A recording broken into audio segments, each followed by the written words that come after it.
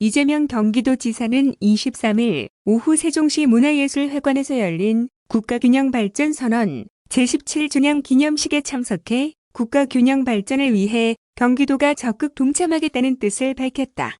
이 지사는 이날 전국 17개 시도지사 등이 참여하는 지역균형 뉴딜 상생협력 협약에 서명한 데 이어 국가균형발전의 날 지정 연원 퍼포먼스에 함께하며 경기도 차원에서 국가균형발전에 적극 힘을 보태겠다는 의지를 보였다.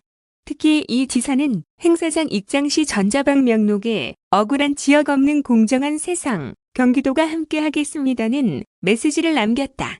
이는 민선 7기 균형발전 철학인 특별한 희생의 특별한 보상을 강조하며 지방정부 차원의 성공적인 지역균형 뉴딜 추진으로 지역 경제 혁신과 국가균형 발전을 앞당기겠다는 뜻을 피력한 것으로 풀이된다. 도는 지난해 7월 정부의 한국판 뉴딜에 맞춰 공정한 세상으로의 사회적 전환을 목표로 디지털, 그린, 휴먼 세계 분야에 약 5조 3,800억 원을 투자하는 내용의 경기도형 뉴딜 추진 계획을 발표, 현재 국비 확보, 대표 사업 추가 발굴, 시군 협력 모델 확산 등 사업 추진에 적극 힘쓰고 있다. 최근에는 경기신용보증재단, 경기도경제과학진흥원, 경기주택도시공사 등 7개 공공기관을 경기 북동부에 이전하는 3차 공공기관 이전 계획을 발표하며 경기 남북 간 격차 해소와 균형 발전에 박차를 가하고 있다. 한편 국가균형발전선언 기념식은 2004년 노무현 정부의 지방화 균형발전 시대 개막 선언일을 기념해 매년 개최되는 행사로 올해는 정세균 국무총리, 각 부처 장관, 광역시도단체장, 유관기관 대표 등이 참여했다. 다음은 용인 반도체 클러스터 인근 부동산 투기 전직 공무원 뉴스입니다. 경기도가 용인 반도체 클러스터와 맞닿은 개발 예정지 인근 토지를 가족 회사 명의로 매입한 사실이 드러난 퇴직 공무원을 경찰에 고발하기로 했다. 경기도는 전 투자진흥과 기업투자 유치 담당 A씨가 재직 기간 중 공무상 얻은 비밀을 이용해 부당이득을 얻은 것으로 보고 부패방지법 위반 혐의로 23일 중 고발한다고 밝혔다. 경기도 조사에 따르면 A씨는 2009년 화성국제 테마파크 추진단 사업 추진 담당으로 최초 임용 후 민선 5기와 6기 10년 동안 근무하다 2019년 5월 계약기간 만료로 퇴직했다. A씨는 민선 6기였던 2018년 1월 SK건설이 용인시의 산업단지 물량 배정을 요청하는 투자 의향서를 제출한 사실을 알고 1월 16일 이를 경기도의 최초 투자 동향 보고를 한 것으로 확인됐다. 도는 이 과정에서 A씨가 해당 도면을 인지했을 것으로 보고 있다. A씨는 경기도가 용인 반도체 클러스터 유치를 공식화한 2019년 2월보다 4개월여 앞서 2018년 10월 토지 매입과 등기부 등본 소유권 이전을 완료한 것으로 확인됐다. 해당 토지는 용인시 처인구원 3면 독성리 일대 대지와 건물 1,559제곱미터 규모이며 매입 금액은 5억 원이었다. 매입자는 A씨의 부인이 대표로 있는 호황산업주식회사다. 경기도는 A씨 고발과 함께 재발 방지를 위해 추가 조치도 시행하기로 했다.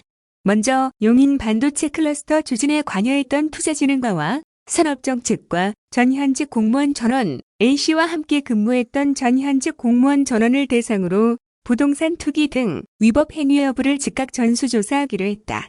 도는 전수조사 중에 위법 행위가 적발될 경우 즉시 고발 조치 또는 수사 의뢰할 방침이다.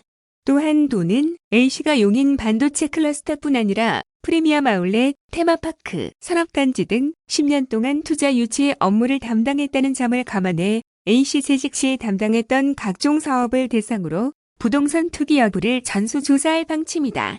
이재명 경기도지사는 이번 사건을 그동안 암암리 진행됐던 공무원들의 위법한 부동산 투기를 바로 잡을 전화위복의 기회로 삼아 철저하게 조사하고 엄중 처리하겠다면서 이와 함께 공무원에 대한 부동산 신탁이나 개발이익으로 발생한 불로소득을 환수할 수 있는 방안 등 부동산 투기를 원천적으로 막을 수 있는 제도 도입이 필요하다고 강조했다. 다음은 코로나19 긴급대응단 정례 기자회견입니다. 경기도가 외국인 노동자 진단 검사 행정명령 등 외국인 감염 확산에 대해 적극 조치한 이후 도내 외국인 확진자 수 증가세가 꺾이고 있는 것으로 나타났다. 임승광 경기도 코로나19 긴급대응단장은 23일 정례 기자회견을 열고 이번 조치를 통해 기대했던 방역 효과를 얻어 다행스럽지만 공동체를 보호하기 위한 적극적인 정책 속에 인권 침해적인 요소가 있다는 비판에 대해서도 경청하고 있다며 이 과정에서 발생한 여러 논란에 대해 유감스럽게 생각하고 향후 새로운 방역 정책을 수립할 때는 인권을 보호하는 관점에서 깊이 고민하겠다고 밝혔다. 3월 8일 시작된 경기도의 외국인 노동자 진단 검사 행정명령을 22일까지 진행한 데 대해 임 단장은 방역 효과가 있었고 신분 안전성이 보장되는 무료 검사에 대한 수요가 많았기 때문에 변경 조치 없이 일정을 완료했다며 행정명령 기간이 며칠 남지 않았는데 갑자기 변경하게 되면 오히려 더 혼란을 가중할 것에 대한 고려도 있었다고 설명했다. 경기도는 지난 2월 중순 남양주시 플라스틱 공장 유행 등을 겪으며 외국인 대상 검사 지원 정책을 강화했다. 2월 16일부터 외국인 거주 밀집 지역 등에 임시선별 검사소를 추가 확보해 3월 22일까지 약 5주간 도내에서 총 37만 1,137명의 외국인이 검사를 받았고 양성자는 909명이다. 3월 23일 0시 기준 누적 검사 양성률은 0.25%다. 외국인 노동자 진단 검사 행정명령이 발동된 3월 8일부터 22일까지 15일에 항정하면 도내 외국인 검사자 수는 총 34만 8,792명이었으며 현재까지 329명이 양성 판정받았다. 아직 결과가 보고되지 않은 경우가 일부 있어 최종 자료는 아니지만 행정명령 기간의 검사 양성률은 약 0.09%다. 도의 행정명령에 따른 진단검사는 PCR 취합검사법으로 진행됐고 전액 국비 지원됐다. 진단검사 국비 지원에 대해 중앙방역대책본부에 승인 요청해 3월 6일 승인됐다.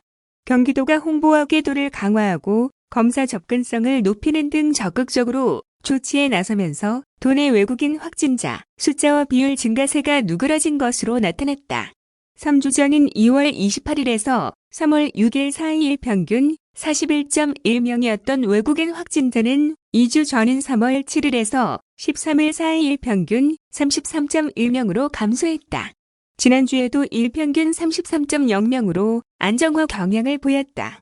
경기도는 외국인 확진자 증가 현상의 본질은 중소규모 사업장 방역의 문제라고 보고 규모가 작고 관리 체계가 약한 사업장들의 코로나19 대응 능력을 보완하기 위해 방역 지침, 준수 궤도 및 현장 확인 합동 운영반을 추진한다.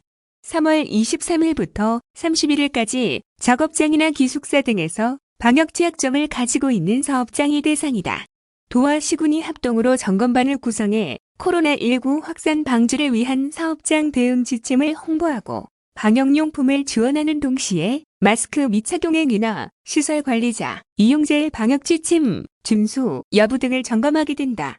특히 사무공간과 식당, 휴게실과 같은 일상 공간에서 방역 수칙이 준수되고 있는지를 철저하게 점검하는 한편 경기도 취약노동자 병가 소득 손실 보상 제도를 적극적으로 홍보해 코로나19 확진자 발생 시 사업장의 업무 중단 위험성을 해소하고 자발적으로 진단 검사를 받을 수 있도록 독려할 계획이다. 한편 23일 0시 기준 경기도 확진자 수는 전일 대비 124명 증가한 총 27,428명으로 도내 27개 시군에서 확진자가 발생했다. 23일 0시 기준 경기도 예방접종자 수는 총 14만 5,885명이다. 22일 20시 기준 일반과 중증 환자 병상을 합한 도내 의료기관 확보 병상은 총 1,636개이며 현재 병상 가동률은 47.6%로 778병상을 사용하고 있다. 중증 환자 치료 병상은 총 204병상을 확보했으며 이 중 66개를 사용해 현재 가동률은 32.4%다.